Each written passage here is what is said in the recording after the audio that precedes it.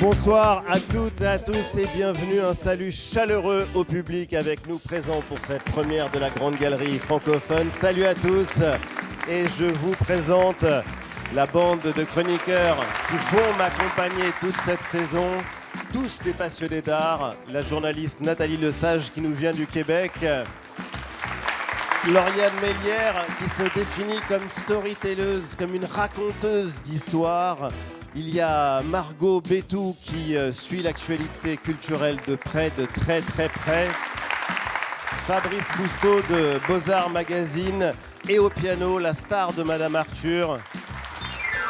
Il a tous les droits, il peut intervenir quand il veut, c'est Charlie Voudou. Salut à tous les amis et rendez-vous tout à l'heure avec Alex Vizorek et Hector Robalc qui nous rejoindront. Et dans le public, on a aussi la chance d'avoir quelques-uns des étudiants des Beaux-Arts. Merci d'être avec nous, ça compte beaucoup, la transmission. Mais tout de suite, on accueille le premier invité. C'est le parrain de cette émission. C'est le roi de la comédie, acteur, réalisateur. Et on le sait moins, un passionné d'art, Gad Elmaleh.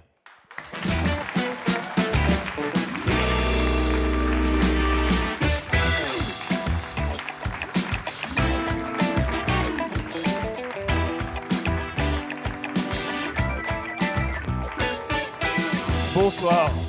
Bonjour. Bonjour tout le monde, ça va? Bienvenue. Là, ok. Installez-vous. Je suis très content, c'est la toute première. Le public, je vous présente mes acolytes, la bande de la Grande Galerie francophone. Merci. Première question, ce sera un rituel pour tous ceux qui nous accompagneront dans cette émission. Quelle place occupe l'art dans votre vie ? Ça occupe une place d'inspiration surtout, parce qu'on pense que les humoristes sont inspirés que par les humoristes ou par les acteurs. Et moi, j'étais inspiré par la danse. J'étais inspiré par le mime et j'étais inspiré par l'art aussi, donc par l'art contemporain surtout. Et donc, ouais, ça occupe une place assez importante, on doit dire. Mais c'est pas... Ça provoque quoi chez vous ? Plein de choses, de la colère, de la perplexité, de l'inspiration, de la liberté. Et il y a une autre chose qui est importante pour moi, et je crois qu'on partage un peu ça, Ali, c'est ce que j'appelle le syndrome du blédard. C'est-à-dire, le syndrome du blédard... Le syndrome du blédard, qu'est-ce que c'est ? C'est le complexe d'inculture qui n'est pas justifié, hein, parce qu'il y a des gens qui naissent dans des grandes familles très lettrées, instruites et cultivées, mais qui ne connaissent pas l'art, et il y en a d'autres qui ont des parcours beaucoup plus, on va dire, sans éducation à l'art et qui s'y intéressent. Et moi, je crois que ça m'a toujours un peu causé un petit problème de complexe où je me disais je connais pas l'art, est-ce que j'ai le droit moi d'en parler, est-ce que vraiment parce que vous en parlez dans votre spectacle. Ouais, je me demandais si c'était un pur j'étais sketch, intimidé comme si j'avais pas le droit. Mais justement sur scène vous en parlez, notamment dans ce spectacle lui-même. Oui. Lui-même c'est vous. Oui. Regardez. Et là où je suis un sale gosse, c'est que face à ce complexe d'inculture livresque, au dessert, j'ai pris ma revanche. J'ai inventé un livre que j'avais soi-disant lu. Et j'ai dit dans un grand silence, qui ici a lu Il pleut sur mon vélo de Jean-Bastien Valvez? Il y a un des gars, il a dit oh là là, formidable. Et le mec s'est mis à nous raconter le livre. Écoute-moi bien, il le racontait tellement bien, il m'a donné envie de le lire. Vous l'avez vécu cette histoire ? Oui, je l'ai vécu. J'avais fait, c'était pas ce titre, mais j'avais fait semblant d'avoir lu parce que j'étais dans des cercles comme ça où tout le monde avait tellement tout lu et connaissait tout. Et c'est un mauvais réflexe parce que je pense qu'il n'y a rien de mieux, mais il faut du temps pour comprendre ça. Il n'y a rien de mieux que de dire je sais pas et de poser les questions et plutôt que d'être complexé et d'être surpris. Mais ça arrive souvent. Je sais pas si ça vous arrive. Parfois, on est là en train de dîner avec des copains. Moi, il y a des gens qui disent « T'as vu tel film ?» Et on n'ose pas dire non. On est fou, c'est pas grave. Donc, parce qu'il y en a un qui a dit oui, l'autre qui a dit oui. Ah, j'ai adoré, moi, j'ai pas aimé. Le sixième me fait « Ouais, moi, non, tu l'as pas vu, c'est pas grave. » Et l'art, c'est pas forcément l'esprit de sérieux. C'est le pari de cette émission, on va le voir. Pour moi, l'art, c'est la liberté. C'est le mot qui me vient tout de suite. C'est la liberté avant tout, une liberté folle. C'est le seul art, Fabrice, oui. Si on parle de la danse, le spectacle, la littérature, le cinéma, il faut faire du nombre. C'est-à-dire pour exister, il faut faire du nombre. Un artiste, si demain je suis un artiste et je vous dis ça c'est une œuvre d'art et que vous appelez François Pinault ou Ali, que vous avez envie de l'acheter, ben je peux en vivre, je n'ai pas besoin du nombre. Donc j'ai une liberté totale quand je suis artiste. C'est la plus grande liberté de tous les secteurs de la création. Et c'est la différence d'ailleurs entre l'artiste et l'artisan. L'artiste peut être complètement libre alors que l'artisan doit être utile. Waouh. Oui, Est-ce que je peux avoir le prix du verre d'eau s'il vous plaît? exactement. Est-ce que vous l'achèteriez? Est-ce que vous l'exposeriez chez vous? Parce que vous êtes... Si non Pinault seulement- dit que c'est... Si Pinot, Si oui. Pinault le prend Ou à Venise, Arnaud. si Pinault le prend à Venise, on est bon. Si Kamel Menour prend le tabouret qu'il y a juste à côté, Parce que vous êtes un collectionneur, on le sait peu. Vous Ouais, êtes un j'aime. collectionneur d'art, mais comment est-ce que vous l'êtes devenu d'ailleurs? alors la première œuvre que j'ai achetée à Kise, Oui. c'est sur un marché en pleine tournée. Elle coûtait 200 francs. Et ça, c'est combien d'euros 200 francs? 200 francs, ça remonte à il y a très longtemps, je crois que j'étais pas né. Bon. 30 euros. Voilà. 30 euros. Et en fait, c'était cher, bien que ce soit pas beaucoup d'argent. Non pas parce que c'est une somme élevée, c'est que c'était cher parce que c'était la première fois que j'achetais quelque chose qui, pour moi à l'époque, n'avait pas une grande valeur. Et j'ai tellement hésité ce jour-là. J'étais gamin, hein. Enfin gamin, j'avais du 18, Si, 19 si, ans. à l'époque du franc, vous étiez encore gamin. Ouais, j'étais gamin dans un marché. Et en fait, c'est la première fois que j'achetais quelque chose qui n'allait pas être utile immédiatement. La première, mais ça me touchait tellement. Et je l'ai encore cette œuvre. Je l'ai encore. C'est 2 lignes. Qu'est-ce que c'est? C'est un homme et une femme qui font l'amour. C'est un homme et une femme. On les identifie. Mais c'est 2 lignes. Et ça vous émeut toujours? Ah ouais, je l'ai gardé. Alors Mais je c'est fais, génial. je fais croire que je l'ai payé beaucoup plus cher. Ah bah évidemment. Mais en tout cas, il y a un goût pour l'art que vous avez développé avec quelqu'un d'extraordinaire qui s'appelle Kamel Menour. C'est l'un des très grands galeristes. Lui aussi, il a surmonté le syndrome du blédard. Et on est allé le voir, on lui a demandé qui était Gad, l'amateur d'art. Ah, C'est quelqu'un qui a vraiment cette sorte de souci de découvrir, mais d'une manière profonde, et de ne pas uniquement effleurer en surface. Donc, ce qu'il fait certainement dans ces clubs de stand-up, en fait, le milieu de l'art, le monde de l'art plutôt, s'apprend grâce à des clés de pénétration qui permettent en fait de décrypter. C'est comme un musicien qui va, grâce au solfège, pouvoir jouer au piano. Et donc, Gad, c'était un peu ça. Il ne voulait pas uniquement dire « Ah, c'est beau », c'était absolument pas ça.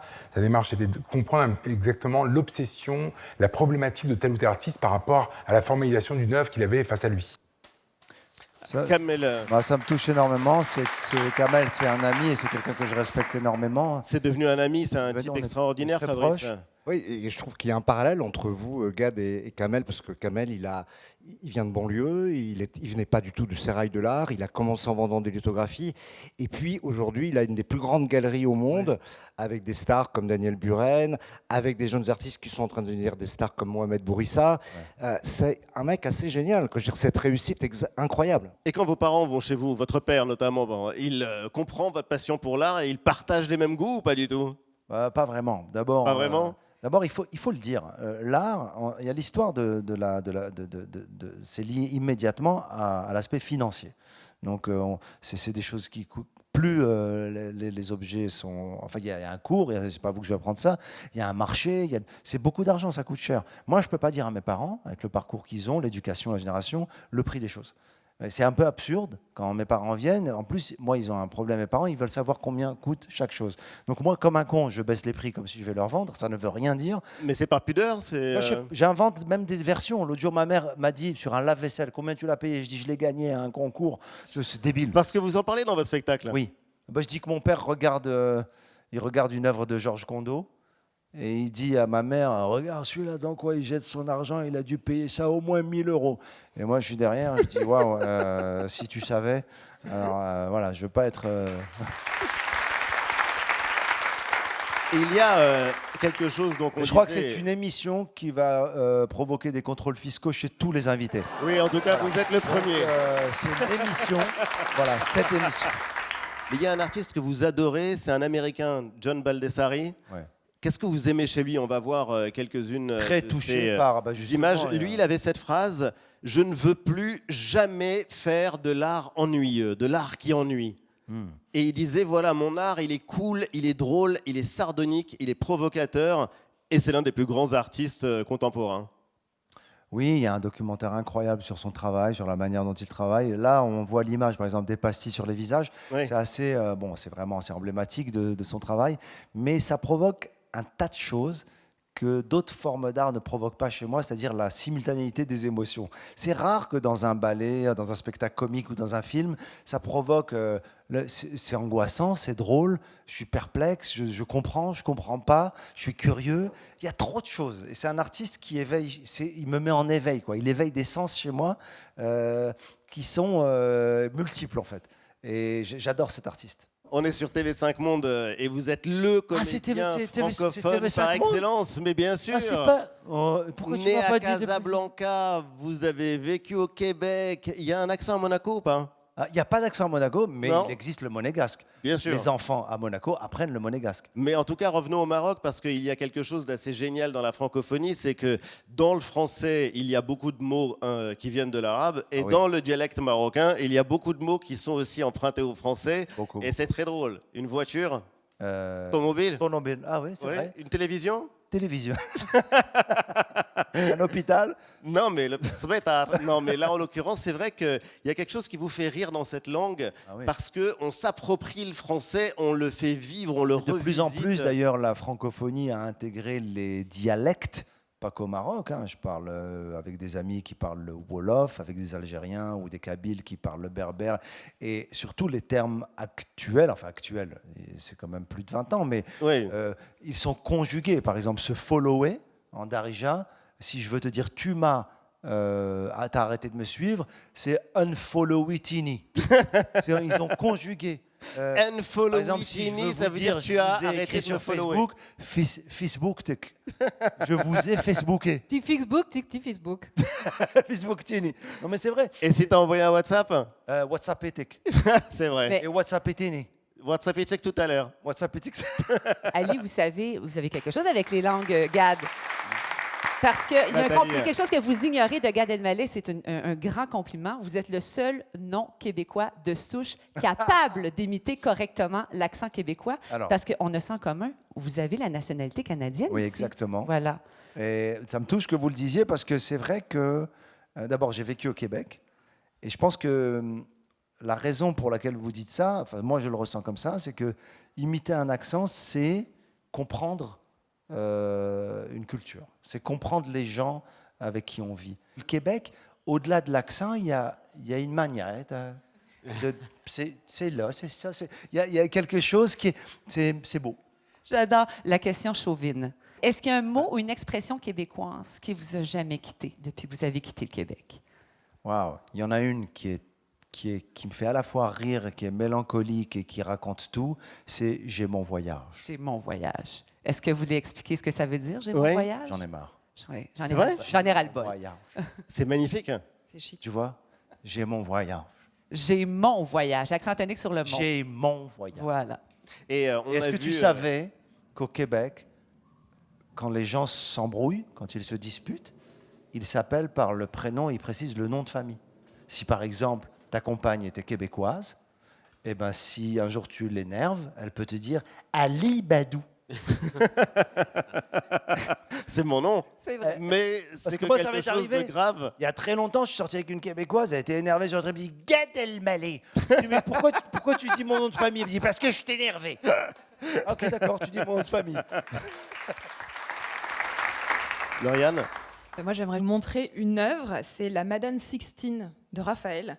Elle a été peinte en 1512, elle est exposée en ce moment en Allemagne. Votre fils s'appelle Raphaël, justement, coïncidence. Et dans votre film Reste un peu, vous parlez de votre conversion au catholicisme et notamment de la façon dont vous êtes tombé amoureux en adoration, en passion pour la Vierge Marie. Qu'est-ce qui vous parle, qu'est-ce qui vous touche quand vous voyez ce tableau de Raphaël ? Alors, beaucoup de choses. D'abord, la conversion, c'est bien sûr dans le scénario. Dans la vraie vie, je n'ai pas, contrairement à ce que les gens pensent, je n'ai pas reçu de baptême. Mais j'ai un vrai amour, une vraie fascination pour la Vierge Marie. Ce qu'elle représente, donc sa représentation concrètement, comment elle est représentée. Pour une histoire d'enfance toute bête, j'ai grandi au Maroc et dans les rues de Casablanca, il y avait un bâtiment. Je ne savais pas ce que c'était, mais mon père me disait « tu n'as pas le droit de rentrer dans ce bâtiment ». Et quelques années plus tard, j'ai su que c'était une église. La cathédrale? Ouais. Et il ne voulait pas que je rentre dans cette église. Moi, je ne savais pas que c'était une église. Je voyais un grand truc comme ça. Il me disait « jamais, tu ne rentres jamais ». Mais quand tu as 5 ans, on te dit « tu ne rentres jamais », tu as un seul truc que tu vas faire, tu vas rentrer. Et je suis rentré Je suis tombé nez à nez avec une représentation de la Vierge Marie. Alors beaucoup de gens m'ont dit, tu as eu une vision, épiphanie. Non, non, non, je n'ai pas vu la Vierge, j'ai vu une statue de la Vierge, j'ai fondu en larmes. Et là-dessus, c'est toujours très émouvant de voir la protection, l'absolu, l'enfant.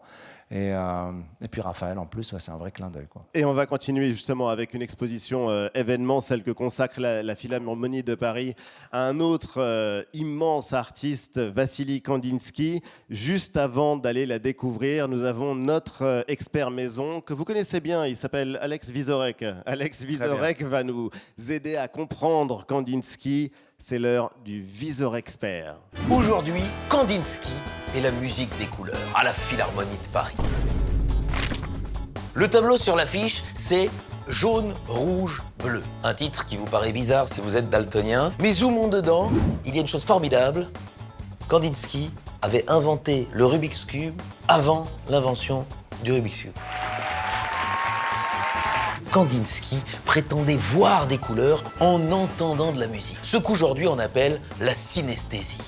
Ce qu'à l'époque on appelait « Vassili, t'as encore trop bu de vodka, non ?» Cette révélation d'entendre des couleurs, Kandinsky l'a eue en écoutant un opéra de Wagner. Et c'est vrai que après 4 heures d'opéra de Wagner, on voit des trucs étranges.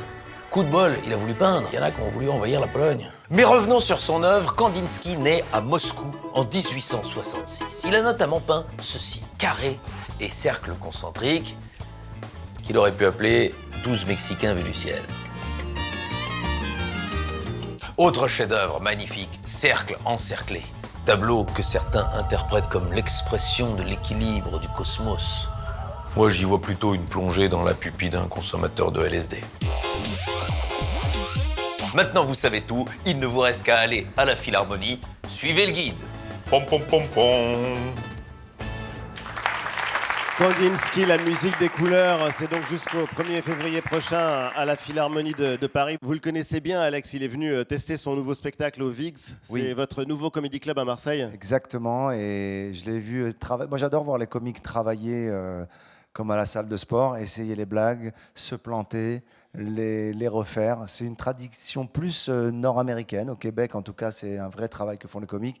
Et au Vigs à Marseille, ouais, j'ai eu l'occasion de le voir avec Philippe Cavrivière. Et j'adore Alex Vizorek. Alors, il y a au Maroc où vous investissez, il y a Marseille, plus au nord, il y a Paris avec Michou, votre nouvelle salle. Juste en face, vous avez un voisin. Ah, j'ai un voisin, C'est Madame Arthur. illustre voisin. Et justement, Mais Charlie, oui. Charlie Vaudou, qui Les est... voisines, vous le connaissez? tu peux. On est voisins On voisines. s'est ouais, pas on encore est- croisés. Voisins d'en voisines, face. pas Tu as encore. besoin de farine ou de beurre, tu viens à la maison. Écoute, très bien. J'ai de l'huile d'olive, hein, si jamais. Ah ben, c'est merveilleux. Et des dates. Eh ben vas-y, on fait une focaccia, c'est parti. là. Qu'est-ce qui t'inspire, Gad, Charlie? Qu'est-ce que tu m'inspires? Je sais pas, moi, qu'est-ce qu'on peut faire? Quelque chose de... Prends ton temps. Oui. Je vais te dessiner comme une de mes françaises. T'inquiète pas. Avec uniquement ce bijou.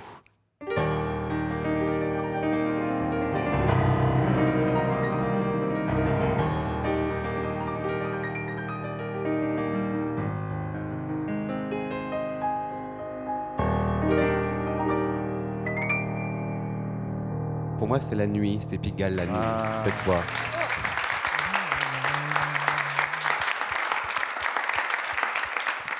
Pour moi aussi, c'était Pigalle la nuit en descendant la rue. Ah, moi, je la remonte. Ah, tu l'as Gad, on va explorer vos goûts, qu'ils soient bons ou mauvais, en tout cas, peu importe. Et pour ça, on va faire un tu préfères. Je précise que tout est en lien avec votre vie pour ceux qui nous regardent. Casablanca ou Montréal? Oh, Casablanca. Michael Jackson ou Claude Nougaro? Ça, c'est le genre de questionnaire où tu dois imaginer avec qui tu vas te fâcher. Michael Jackson. Le couscous de votre mère ou un sandwich au thon à la sévillane? Tu veux que je me fasse tuer ou quoi? Ah, le couscous de ma mère. Qui dit enfant, je peux te faire des sandwichs aussi. Jerry Seinfeld ou Charlie Chaplin? Ah, t'es dur. C'est dur. Jerry Seinfeld. Le jour ou la nuit? Le jour, définitivement, et plus précisément le matin. Le matin tôt. Et alors, de manière totalement arbitraire, et là, il n'y a aucun rapport avec vous, Delacroix ou Van Gogh? Moi, je dirais Delacroix pour le Maroc aussi, parce que Ouais, et pour la Croix. Mais non, mais pour de la Croix pour le Maroc surtout. Mais vous allez comprendre, on va passer tout ça au filtre de l'intelligence artificielle. On a mis tous ces éléments dans un logiciel et on va regarder le résultat fabriqué par une intelligence artificielle. Oh, ça va.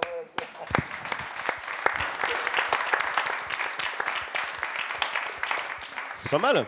Non, mais j'adore. Bon, J'adore. on l'ouvrira. Bah alors attends, c'est bien, c'est Michael Jackson, c'est la mosquée Hassan II, Exactement, à Casablanca. c'est Jerry, Et c'est Jerry Seinfeld. c'est moi, Et c'est vous. et c'est un couscous. C'est un couscous, évidemment, c'est le couscous de votre mère, c'est pas n'importe lequel. C'est incroyable. Mise à prix. C'est un ciel à la Delacroix en plus. Hein. Et en plus, à la Delacroix. Gad. Oui. Chaque semaine dans la grande galerie francophone, les 3 actus artistiques à ne surtout pas manquer. C'est la petite galerie, c'est signé Karim Rarbage. Des réactions en chaîne, de l'outre-tombe et de l'outre-noir. Soulage. Que s'est-il passé cette semaine dans le grand monde de l'art? C'est la petite galerie.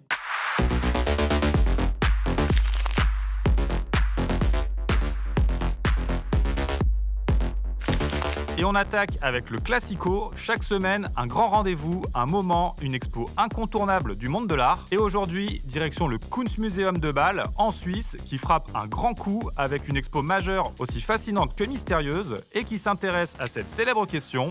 Do you believe in ghosts? Yes, Fantôme sur les traces du surnaturel, c'est l'événement à ne pas louper. Plus de 160 œuvres issues des 3 derniers siècles avec peintures, photographies et installations. Au programme, des noms qui claquent, William Blake, Magritte et tout plein d'autres réunis autour des esprits et de l'impénétrable pour rendre visible l'invisible.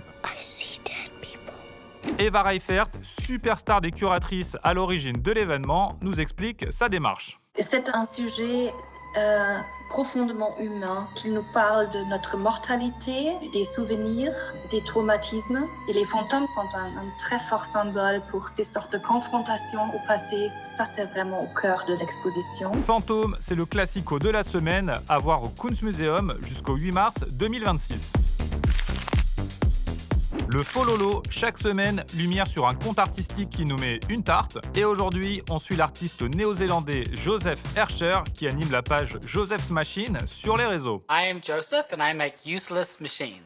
Son concept est aussi fun qu'absurde. Joseph, il fabrique des mécanismes hyper complexes à base de réactions en chaîne pour s'épargner tout un tas d'efforts du quotidien, somme toute minimes. Yes, mais pour un rendu très très hypnotique et tellement satisfaisant.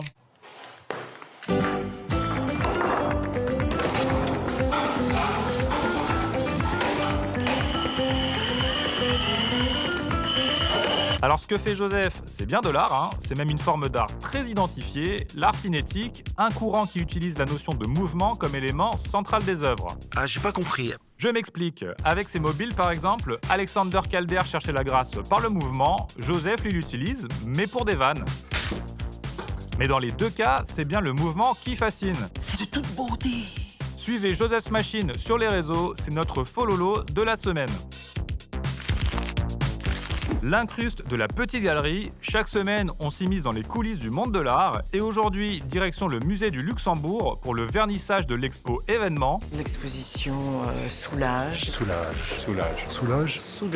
L'expo Pierre Soulages, yes. Alors tous ces petits jeunes, ils sont venus profiter comme nous d'une visite ultra détente avec quasiment personne. Des conditions très très agréables. Parce qu'une expo de Soulage, en vrai, ça ressemble plutôt à ça. On a donc vu du noir, du blanc et du noir, un peu de bleu aussi, bravo monsieur pour le raccord couleur. Et on a également croisé cette dame qu'on adore, qui s'est tapé l'incruste comme nous et qui est totalement choc-barre. Je suis très émue. Il a vraiment une signature, il a une puissance. J'aimerais l'avoir chez moi. Je vais le décrocher. Soulage. Eh oui, Soulage, ça transporte. Regardez-moi toutes ces beautés. C'est à retrouver au musée du Luxembourg. La petite galerie ferme ses petites portes. À très vite. Soulage, Gad, c'est sur vraiment papier. une passion. Ça, c'est des œuvres uniquement sur papier, dont la plupart ont été composées avec du brou de noix, figurez-vous. Et c'est magique. Soulage, pourquoi Je l'ai découvert chez un ami à Los Angeles il y a une vingtaine d'années. Et il en avait un chez lui, à la maison. Donc j'ai découvert Soulage en situation chez un collectionneur.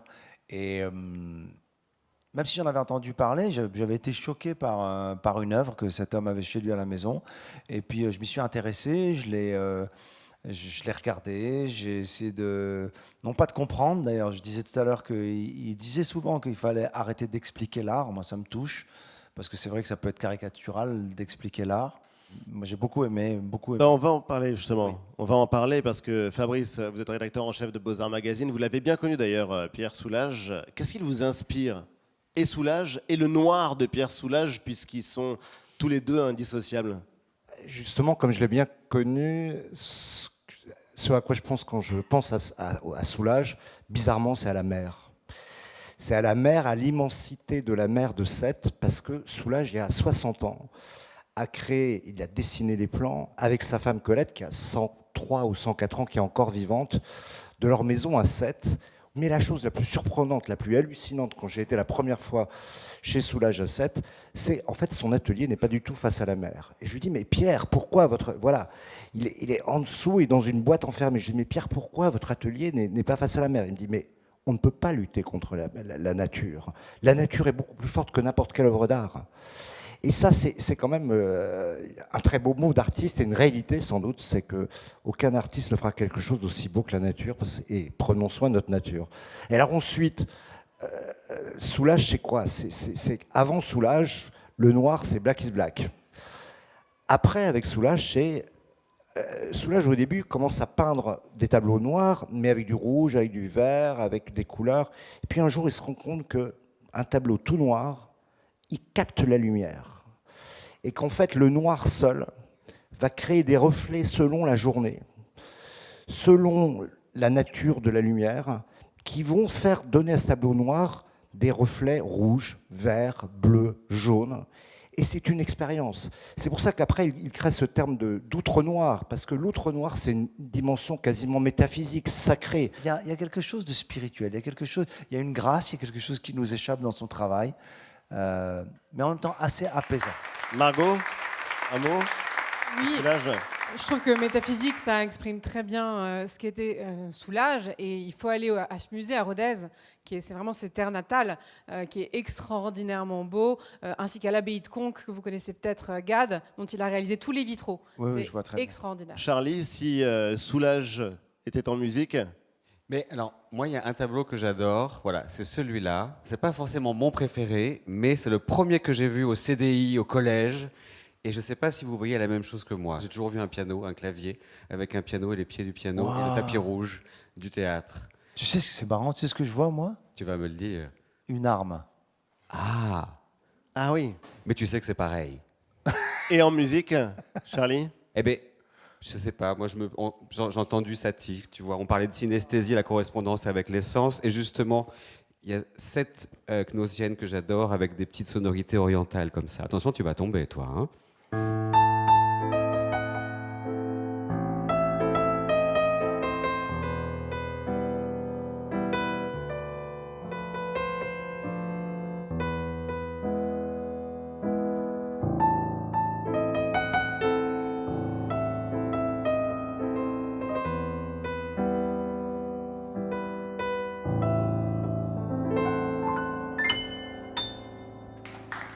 Merci Charlie. Merci infiniment. De Soulages à Satie. Il est temps maintenant d'accueillir notre prochaine invitée. C'est une artiste reconnue partout dans le monde et qui a su rester une éternelle rebelle. Elle s'appelle Nina Childress. Nina Childress, en 3 mots, c'est son portrait signé Damien Cabrespine. Nina Childress, en 3 mots. Mot numéro 1, punk. Nina Childress est une punk, une anticonformiste, une tête brûlée aux allures sages, une madone de la contradiction. Non. Chanteuse du groupe Lucrat Milk et membre du collectif Les Frères Ripoulin au début des années 80. Nina Childress aime titiller, déranger, désarçonner pour mieux révéler la beauté. De la vie et de la féminité. Mot numéro 2, pop. Nina Childress voue un culte aux grandes figures de la pop culture. Patrick Juvet ou Sylvie Vartan, Dalida ou Prince. Pour la franco-américaine, l'art doit être figuratif, mais toujours surprenant. Un peu provocateur aussi. Et enfin, mot numéro 3, fée. En juin dernier, Nina Childress a intégré l'Académie des Beaux-Arts à Paris. Son prestigieux costume a été brodé par des femmes victimes de violences sexuelles et sexistes. En guise d'épée, Nina Childress a choisi une baguette magique qui révèle les olives phosphorescentes de sa veste. Pour qu'elle brille dans la nuit. Avec des œuvres exposées désormais dans le monde entier, l'académicienne n'a pas fini de nous surprendre, mais surtout de nous enchanter. Merci à tous.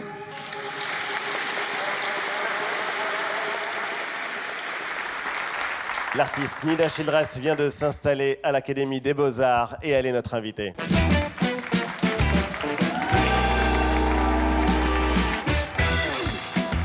Bonjour.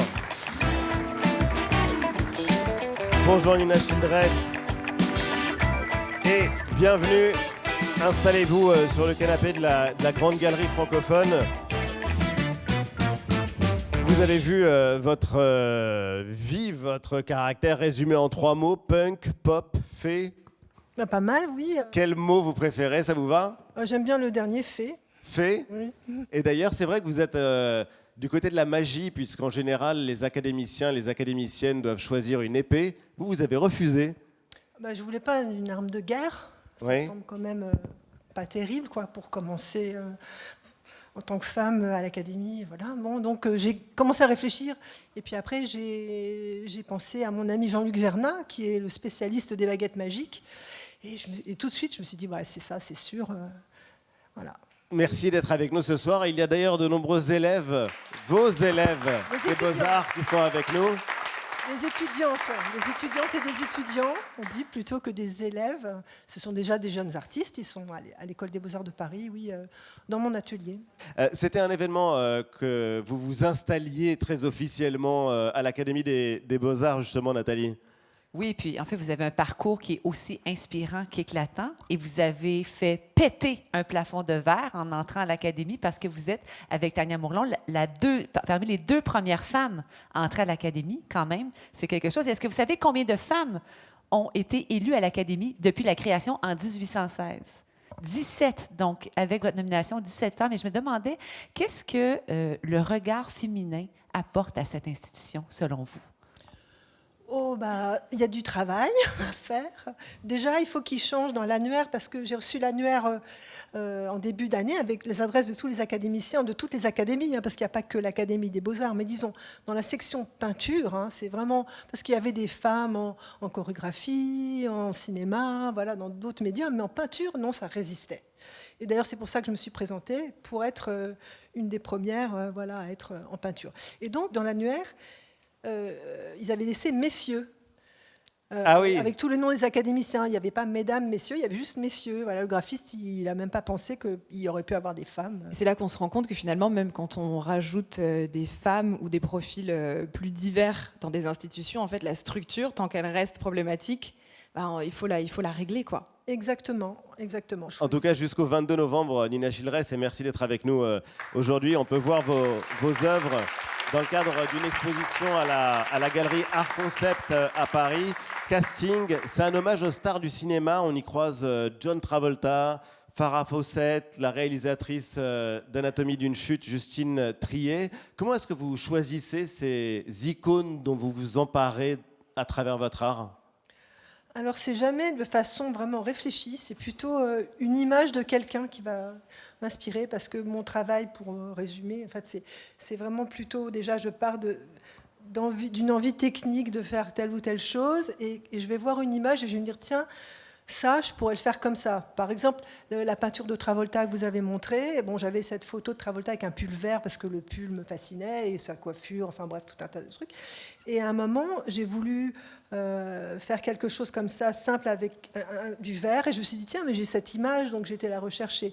Donc c'est pas une volonté vraiment d'hommage, etc., sauf dans certains cas, mais bon, là sur casting, c'est justement pour ça que j'ai donné le titre à l'expo, c'est que c'est genre une sorte de casting improbable, de tableaux et de personnes, et il n'y a pas vraiment de scénario. Vous avez 2 grands amours, en tout cas dans votre art, quand on les a vus, c'est Patrick Juvet et Sylvie Vartan. Vous avez eu un vrai coup de foudre pour elle quand vous aviez 10 ans. Elle était en couverture d'un numéro de Paris Match après son accident de voiture en 1970. Et depuis, vous l'avez peinte sous différentes déclinaisons. comme des variations sur le même thème. Est-ce que vous pouvez nous expliquer ce triptyque, Nina Childress, dédié à Sylvie Vartan? Si vous voulez, en fait, dans Sylvie Vartan, j'ai eu vraiment le flash sur la Sylvie après l'accident, avec la mèche qui cache l'œil. Et c'est vraiment un look bien particulier. Et donc là, sur cette image, c'est vraiment emblématique de ça. Mais le troisième, en fait, c'est un tableau phosphorescent. Quand on éteint, il brille dans la nuit. Oui. Mais c'est des pigments très difficiles à utiliser, très pâteux. Et quand je l'ai faite, quand j'étais en train de la faire, en fait, les deux premières, c'est des esquisses pour faire la troisième. Et la troisième, je n'ai pas réussi à la faire. Et d'ailleurs, j'ai tout effacé, je suis rentrée me coucher. Et le lendemain, je suis revenue et tac, je l'ai fait comme ça. Et voilà, je trouvais qu'elle était mieux. Et j'ai collé des cheveux. On ne voit pas, mais dans l'œil, il y a des cheveux qui sont collés, donc ils sont très comme une petite houppette, mais c'est le coup de soulage, quoi. Ça mange la lumière, et donc l'œil est très profond, très beau. Et ça compose un triptyque. Charlie, ça C'est t'inspire? génial, j'adore la distorsion comme ça, puis cette dégradation, et encore plus intéressant de savoir que ça brille dans la nuit. Ça pourrait faire, si jamais on devait faire ça, une chanson de Vartan.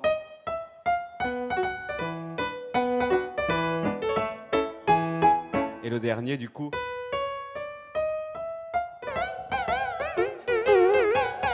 Et j'adore aussi, c'est très beau. Ça, c'est la version avec la distorsion. Est-ce que pour vous, Nina Childress, l'histoire de l'art, c'est une histoire du beau et du laid? La question de la beauté m'intéresse pas trop, c'est la question du goût aussi qui est intéressante. Et comment est-ce qu'on le bouscule? Et même quand j'étais punk, c'était aussi ça. C'était assez mauvais goût d'être punk. Les hippies n'étaient pas contents. Donc, bon. Moi, je me souviens toute ma vie de Daniel Buren qui un jour me disait tu sais, on dit ceci est beau, même quand une œuvre est moche, que la démarche intellectuelle est intéressante. Donc, qu'est-ce que le beau, qu'est-ce que le laid? Et Magritte, on connaît tous les œuvres de Magritte. Magritte, il a été détesté à un moment donné quand il a fait ce qu'on appelle sa période vache. J'adore, moi, c'est ce que je préfère. Moi, je l'adore, c'est une très mauvaise. Pour revenir aux croûtes, ça ressemble à une croûte. Et avec des personnages mal faits, c'est très moche. Et il l'a fait vraiment de manière. C'est à cause de la guerre, hein, parce qu'il était très énervé. C'était à cause de la guerre. Mais cette période a été détestée. Aujourd'hui, maintenant, tout le monde dit c'est la meilleure période de Magritte. C'est beau. Alors que ça ressemble à une image moche. Gad, Nina, on a avec nous la chance d'avoir l'un des meilleurs historiens et critiques d'art, Hector Obalk. Il va décrypter les plus grandes œuvres de l'histoire de l'art, et tout ça en 5 minutes chrono. Bienvenue. Je vous présente Gad et Nina. Et pour cette première, Hector Obalk, vous avez choisi un tableau de Cézanne. Oui, Cézanne. Moi, je ne suis pas tellement là pour expliquer le sens des œuvres d'art. D'ailleurs, je pense qu'il n'y a rien à comprendre dans une œuvre d'art. Il n'y a que des trucs à aimer. Sauf que tout le monde n'est pas capable d'aimer. Et moi, mon rôle, c'est de faire aimer. Voilà. Et pas faire comprendre. Ce sera dit. Alors, je suis allé en effet à une exposition, parce qu'il y avait une superbe exposition de Cézanne, je crois, à Aix-en-Provence, pas je crois, je suis sûr, puisque j'y suis allé avec mon équipe pour filmer particulièrement des tableaux. Et les tableaux de Cézanne, il faut bien dire que ça passionne moins les gens que Monet, parce que Monet, c'est des nymphéas, on est cylindré par le tableau et tout ça. Cézanne, qu'est-ce que c'est? Je veux dire, c'est 4-5 arbres qui payent pas de mine, il n'y a rien devant, il n'y a rien derrière, et je me donne quelques minutes pour vous convaincre que c'est du plus grand art possible. Comment je m'y prends? C'est toujours pareil, moi. Dans tous mes spectacles, je prends un bon artiste et je le compare avec un mauvais. Par exemple, je prends Raphaël et je vais vous dire, regardez, ça vaut pas Pérugin. Le contraire, Pérugin, ça vaut pas Raphaël. Mais je fais pire aussi. Je prends un Hollandais, n'importe qui, du XVIIe siècle, et je le compare avec Chardin. Et là, j'ai pris un Hollandais aussi. Parce qu'il faut toujours quelqu'un, c'est une victime. Quelqu'un qui est un peu moins bon pour que les gens comprennent que ce qui est bon est bon. C'est qui que j'ai pris? Un Hollandais, à l'époque. Vas-y, Vincent Van Gogh. Or, c'est peut-être l'artiste que vous préférez tous. C'est-à-dire, c'est même pas celui que c'est le meilleur pour tous.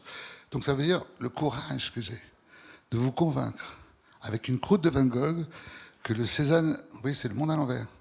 Eh ben non. D'ailleurs, j'ai pas pris le pire. Hein. J'ai pris celui où il y a un peu de crème, il y a un peu trop de crème chantilly, mais le sujet est assez similaire, et c'est à peu près les mêmes années, c'est-à-dire les années 80. On y reviendra tout à l'heure. Et je passe maintenant au Cézanne. Et quand je vois Cézanne, c'est toujours pareil, il faut vraiment que je m'approche. D'ailleurs, on voit beaucoup mieux les tableaux parfois avec une caméra. Si je m'approche, je vois une symphonie de verres, qu'il n'y a pas un verre qui ressemble à l'autre. Je vois qu'il y a du vert, du vert, du vert, du vert, du vert différent, et puis toc du bleu. Le bleu, c'est le vide. Et c'est ça qui fait que ça bouge. Est-ce que vous comprenez ce que je veux dire? Ça veut dire que le mitraillage de toutes les couleurs, toc, on passe vers, continue un petit peu, tu vas comprendre. Regardez, on pensait que c'était juste un paysage avec 4 arbres tout à fait, quoi, qui payaient pas de mine, quoi, comme je l'ai dit tout à l'heure. Et là, on voit que c'est une bataille. On voit comment est-ce que, je sais pas si c'est des sapins ou autre chose, les branches te cisaillent le tronc d'arbre. Et le tronc d'arbre, c'est pas n'importe quoi, le tronc d'arbre. C'est pas un tronc d'arbre comme aurait fait, je sais pas, de Rhin ou n'importe qui. Il y a du bleu, il y a du orange, il y a du violet, enfin, c'est vivant, quoi. Et même là-bas, regardez en bas, un truc qui ressemble, vous voyez, qui s'appelle un buisson. Ça s'appelle un fourré. Un fourré, c'est pas ce qu'il y a plus évident à voir. Parce que vous voyez, quand vous faites un chêne, vous dites, je suis un chêne, je suis un chêne, ok. Mais un fourré, c'est quoi un fourré? C'est un animal qui se gratte le cul. Vous voyez, ça n'a pas un fourré, ça ressemble à rien. Il n'y en aura pas chez Poussin. Il n'y en aura pas chez Claude Lorrain, qui eux font très bien les feuilles. Par contre, lui, il le fait très bien. Vous avez vu comme il y a les ombres, les reliefs, la lumière, tout ça dans un pot fourré. Et devant le fourré, il y a quoi? Il y a ce qu'on appelle une écotone. Et qu'au moment où j'ai dit le mot écotone, il y a quelqu'un qui est en régie qui va faire bouger le truc. Et en effet, qu'est-ce que j'ai devant la prairie? J'ai le sous-bois. Autrement dit, j'ai des petits trucs. L'écotone, c'est quand vous avez une frontière. Une frontière en écologie, ça veut dire que quand vous avez par exemple, je sais pas, la plage, puis après, vous avez le chemin. D'accord? Entre le chemin et la plage, il y a un petit truc de merde. Entre la plage, le chemin et la prairie, il y en a un autre. Entre la prairie, où il fait chaud parce qu'il y a du soleil, et le sous-bois, qui est humide, parce que c'est comme ça, il y a plein, oui, c'est tous ces petits grabuges. Même Cézanne, il ne sait pas ce que c'est. Mais moi, je trouve ça magnifique. Là, tout d'un coup, ça veut dire qu'il a donné vie à ce petit gravuge de merde qui se trouve même à Paris. Quand vous êtes, par exemple, dans des trucs d'écotone aussi, vous avez le pavé parisien, près d'un terrain vague, il va y avoir du pissenlit qui va bouger. Lui, c'est ça qu'il fait.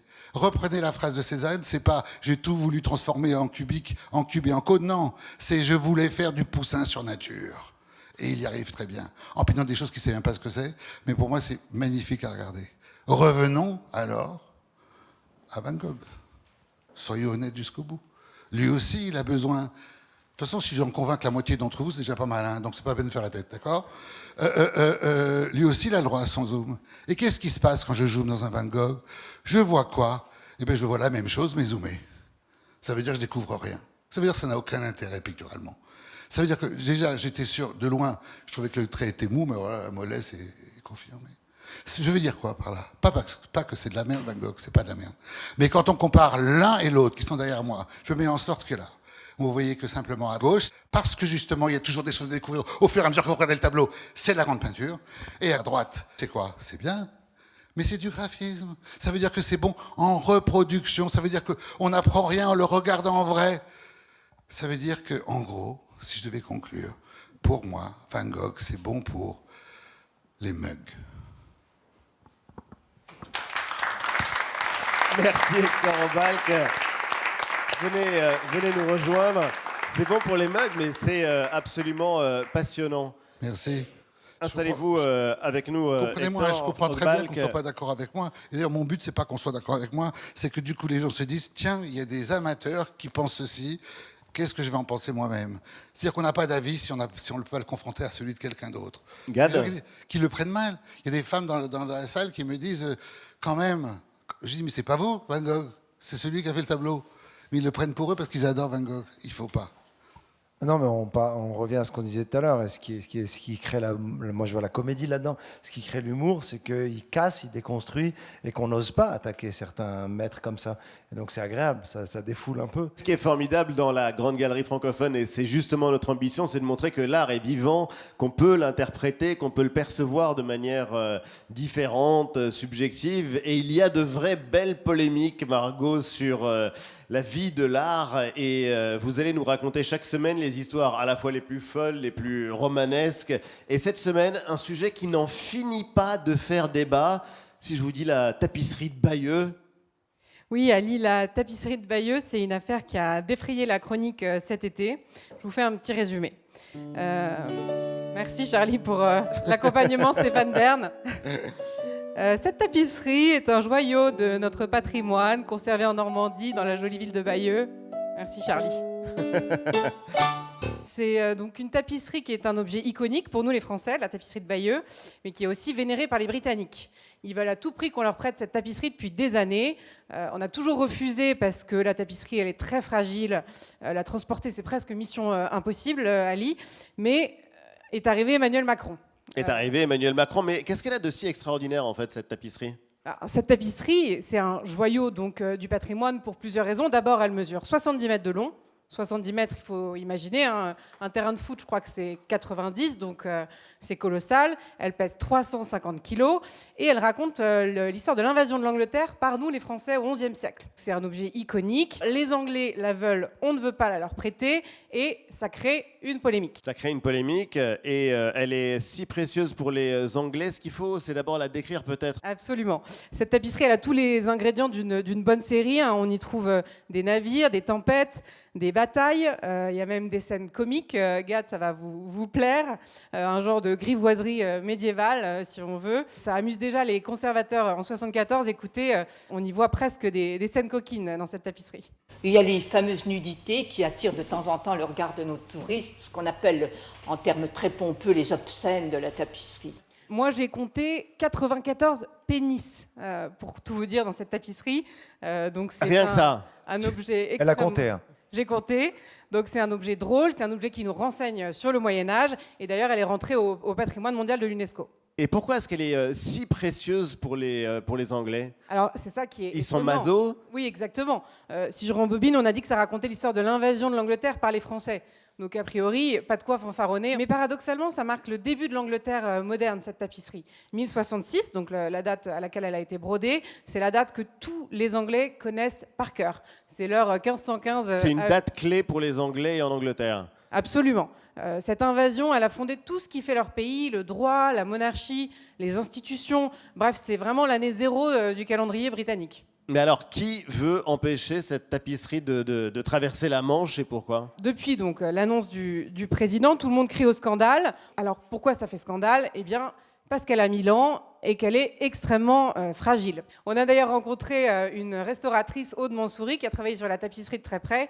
Écoutez ce qu'elle nous dit. C'est un tissu qui est extrêmement fragile. Quand on est vraiment tout près de l'œuvre, on voit à quel point la toile est usée, elle est très fine, très transparente. Il y a des très nombreuses déchirures un peu partout et on voit vraiment des zones qui sont prêtes à céder. Fatalement, dès qu'on la manipule, on crée des dégradations. On ne pourra pas revenir en arrière. Les dégâts qui auront été causés sont irréversibles. Voilà, donc un premier transfert technique a eu lieu fin septembre pour faire quelques mètres à la tapisserie, hein, qui a mobilisé 90 personnes pour 7 heures de travail. Ouais. Donc imaginez 500 km jusqu'à l'Angleterre, le bateau, le camion, les nids de poules, les vibrations. On a rencontré un transporteur, hein, qui est habitué à ce type d'opération et qui nous raconte les enjeux. Écoutez. Une fois que l'œuvre va être non pas pliée mais mise sous accordéon, comment est-ce que ça va être lors de la phase d'emballage, lors du transport et lors de la phase de déballage? C'est des risques auxquels nous ne sommes pas confrontés tous les 4 matins. Margot, j'ose une question un peu candide. Pourquoi un tel acharnement à faire voyager cette très vieille dame? Eh ben, pour faire plaisir aux Anglais, tout simplement, Nathalie. Écoutez la réaction du patron du British Museum à la perspective de l'arrivée de la tapisserie dans son musée. This is a once-in-a-generation exhibition. There's always one exhibition that eclipses all others of its generation. This is the blockbuster show of our generation. Ils sont hyper contents. Un blockbuster. Le blockbuster d'une génération. Ils sont trop contents. Et on est dans un moment où Trump fait des siennes. Voilà, les conflits se multiplient partout dans le monde. Il faut chérir les alliances avec nos voisins, avec nos amis. Ça vaut presque une tapisserie, Ali. C'est une vieille histoire, celle du prêt de trésors nationaux. Fabrice. Il y a des précédents. Vous savez, quand Jackie Kennedy est venu en France, le général de Gaulle a craqué sur Jackie Kennedy, Malraux également. Et ils ont décidé, contre l'avis de tous les conservateurs, de prêter la Joconde aux États-Unis, qui a été dans 2 villes, côte ouest et côte ouest. Les risques étaient énormes. Ce serait absolument impensable aujourd'hui de sortir la Joconde du Louvre. Oui. Ça serait impossible, mais tout est possible en parallèle. La Joconde, elle est toujours vivante, là, aujourd'hui, elle va très bien. Moi, je pense que les conservateurs, parfois, sont trop conservateurs. Il ne faudrait rien bouger. Il faut créer des moments exceptionnels. C'est ça qui rassemble les peuples.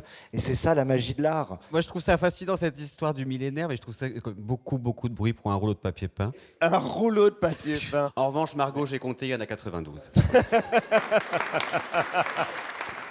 Et le troisième invité de la Grande Galerie francophone est un artiste formidable. Ses œuvres sont spectaculaires et souvent monumentales. Il interroge justement notre rapport à la mémoire et à l'histoire coloniale. Du Louvre-Lens à la Fondation H de Madagascar, où il expose jusqu'au 21 mars. Roméo Mivcanin est notre invité.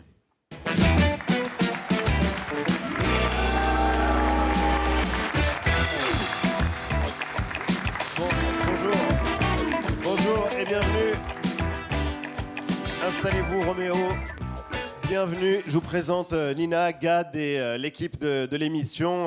Roméo, vous êtes né en 1986 en Côte d'Ivoire avant de retourner dans le pays de vos parents. Le pays de vos parents, c'est le Bénin et vous avez commencé à peindre jeune. Vous avez une technique impressionnante. Il faut l'expliquer, cette technique. Vous me corrigez. Vous immergez des draps usagés dans un élixir, un liquide que vous fabriquez vous-même, et puis vous peignez par-dessus. Vous dites que c'est un rituel vaudou. Pourquoi est-ce que vous utilisez ces techniques ancestrales ? J'utilise des vieux draps, des draps qui servaient de trousseau autrefois en France. Quand les gens devaient se marier, on offrait des vieux draps à la mariée où il y a des initiales de famille dessus. Et donc, effectivement, quand je prends ces draps, dans un premier temps, je les immerge dans des bains, des lixirs, qui sont des liquides magiques, des extraits de plantes, en fait, qu'on utilise dans les rituels vaudous. Oui. Et avant de peindre dessus.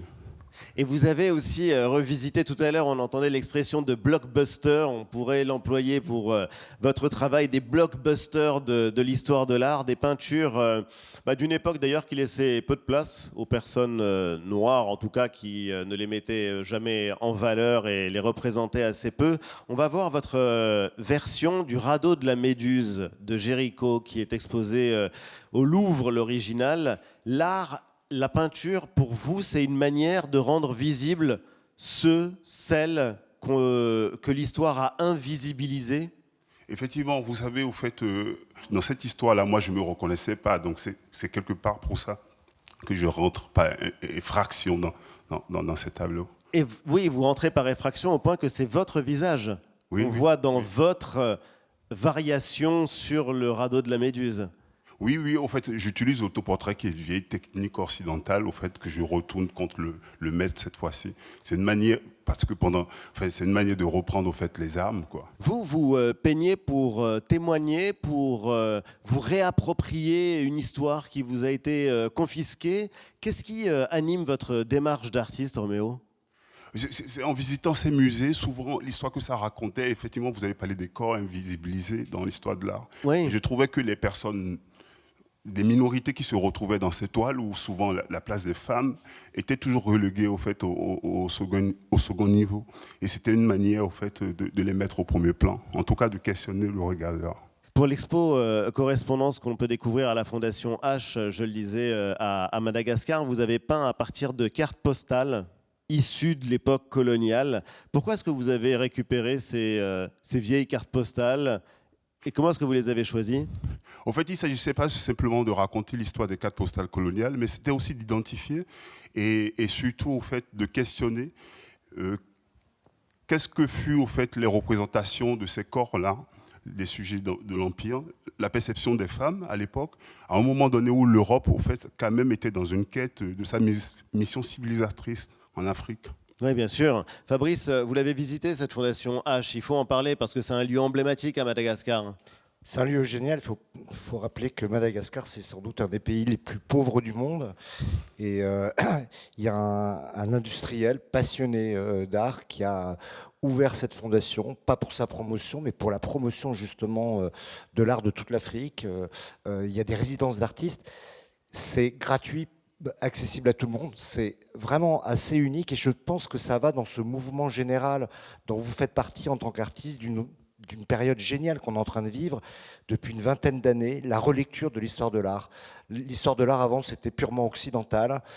On a commencé progressivement à se dire qu'il y avait beaucoup de femmes artistes qui avaient été écartées de cette histoire. On a commencé à se dire que ça serait intéressant d'aller regarder ce qui se passait en Chine, en Inde, en Afrique, partout. On est en train de relire l'histoire de l'art. Et c'est vrai que c'est génial parce qu'on vit cette histoire-là en train de s'écrire. Il y a la grande histoire, il y a l'histoire familiale. Souvent, vous avez raconté votre histoire, Gad, pour transmettre quoi d'ailleurs? Pour vous en amuser, pour essayer de raconter quelque chose de vous que vous aimeriez voir compris, généralisé? Ouais, moi je pense surtout que ce qui est drôle vraiment, ce qui est purement comique, intrinsèquement comique, c'est ce qui est vrai. Et donc on connaît, c'est notre histoire qu'on connaît le mieux. Et quand c'est autobiographique, ben on devient singulier, et donc on peut faire rire avec les choses qui sont très personnelles. D'ailleurs, Roméo, ce qui est assez fascinant dans votre travail, c'est que quand je parlais de la mémoire familiale, il faut dire qu'elle est très présente dans votre travail. Votre arrière-grand-père était le dernier roi du royaume Dahomey au Bénin. Il a été contraint à l'exil en 1894. Vous l'avez représenté dans cette peinture qu'on voit à l'écran, qui a été acquise par le musée du Quai Branly il y a 2 ans. La France vient de restituer plusieurs œuvres spoliées sous la colonisation au Bénin. Certaines étaient même dans le palais de Dahomey où régnait votre arrière-grand-père. C'est un moment important, symbolique. Vous vous êtes dit enfin quand vous avez vu ces œuvres revenir au Bénin? Je crois que c'est essentiel, même si c'est une question très politique. En fait, je pense que la douleur, c'est le lieu commun de l'humanité. On en a tous en nous. Et que cette histoire, ça nous relie à la France. Et que c'est bien que ça se termine ainsi. Et que cette douleur, que c'est aussi beau de la transformer, quoi. Donc finalement, c'est une histoire qui se termine très bien, je crois. Une réaction, Nina, à ce travail de Roméo? Déjà, il a une super technique. Et puis, je suis très impressionnée par les formats. Je ne sais pas si on s'en rend compte... Voilà, parce qu'il fait des formats gigantesques. Gigantesques, oui. Voilà, donc ça, c'est une prouesse aussi. Voilà. Roméo, vous restez avec nous. On va à présent ralentir le rythme et prendre le temps de contempler une œuvre chaque semaine dans la grande galerie francophone. Nous allons scruter en détail l'œuvre d'une artiste, loin du bruit, loin du tumulte. Et ce soir, direction la Bourse de commerce à Paris pour découvrir une installation d'une artiste brésilienne qu'on adore, Ligia Pape. Lauriane, tu nous la présentes? Ligia Pape, figure de l'avant-garde latino-américaine. Et donc, je vous propose de découvrir une œuvre qui s'appelle Teteia 1. C'est pas vraiment une œuvre qu'on regarde, mais plutôt un espace qu'on traverse et qui nous traverse. Et d'ailleurs, tout au long de l'émission, on a parlé du fait que c'était important de voir les œuvres en vrai et pas forcément sur un écran. Et donc là, on a des fils d'or tendus. C'est un véritable piège à lumière en 3D. Les rayons semblent flotter, se croiser, se perdre, un peu comme si c'était une grande constellation. Et l'espace, en fait, devient vraiment magnétique. Pour la traverser, c'est vraiment impressionnant. J'ai eu pas mal d'émotions. C'est fragile et à la fois, il y a un côté un peu infini. Et Ligia Pape nous rappelle finalement que l'art peut être un espace de silence et de présence. Donc, on se repose, on ralentit et vous allez voir, c'est absolument fascinant.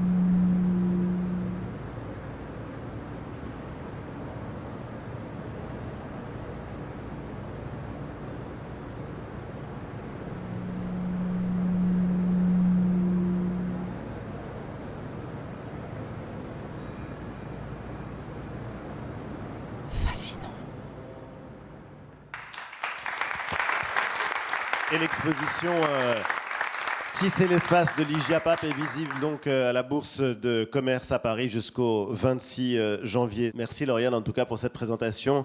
Merci Roméo infiniment d'avoir été avec nous ce soir. Je rappelle que vos correspondances sont à la Fondation H de Madagascar jusqu'au 21 mars 2026 et au musée Albert Kahn à Boulogne jusqu'en juin 2026. Merci les amis, merci à tous d'avoir inaugurer cette grande galerie francophone ce soir. Gad, merci d'en avoir Merci été beaucoup. le parrain. Je rappelle que votre spectacle, lui-même, c'est vous-même. Oui, c'est moi-même, coécrit avec Roman Fressinet. Vous serez au théâtre Mogador, salle Pleyel, aux Folies Bergères, et puis à l'Olympia, dans la magnifique salle de l'Olympia, d'octobre à décembre. Nina, vous êtes en ce moment à la galerie Art Concept à Paris pour l'exposition Casting du 16 octobre au 22 novembre. Et Hector Obalk, vous jouez votre spectacle Toute l'histoire de la peinture en moins de 2 heures. C'est tous les lundis au Théâtre Libre à Paris. Merci les amis, merci à tous. C'est la fin de cette première et on va la terminer en musique en faisant un clin d'œil à Andy Warhol et à la Factory. Et Charlie, tu vas reprendre pour nous ce soir un chef-d'œuvre du Velvet, Sunday Morning. Merci à tous.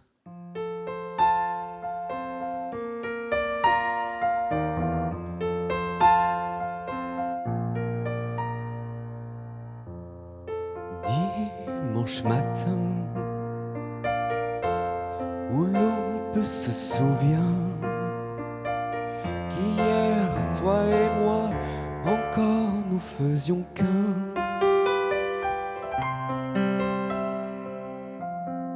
Dimanche matin,